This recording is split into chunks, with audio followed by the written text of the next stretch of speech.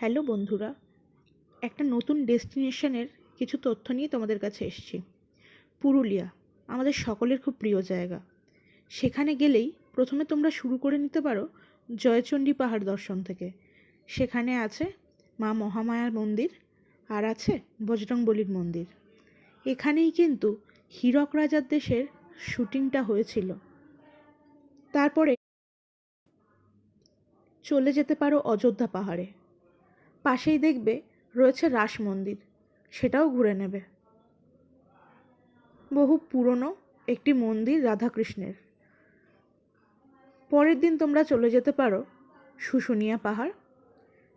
এই পাহাড়ে কিন্তু অনেকে ট্রেকিংও করে, এমনকি এখানে ট্রেকিংয়ের জন্য ট্রেনিংও দেওয়া হয়।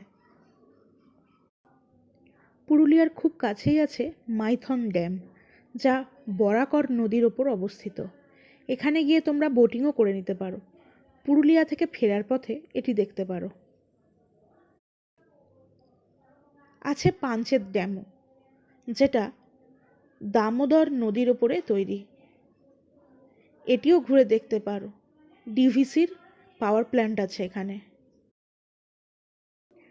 পুরুলিয়ার অন্যতম আকর্ষণ বরন্তি লেক। বিকেলবেলায় এখানে সানসেট দেখতে অনেকেরই ভিড় হয়। আছে প্রাচীন শিব মন্দির, লাহারিয়া শিব মন্দির। পাখি পাহাড় আছে। আছে চরিদা মুখোশ গ্রাম।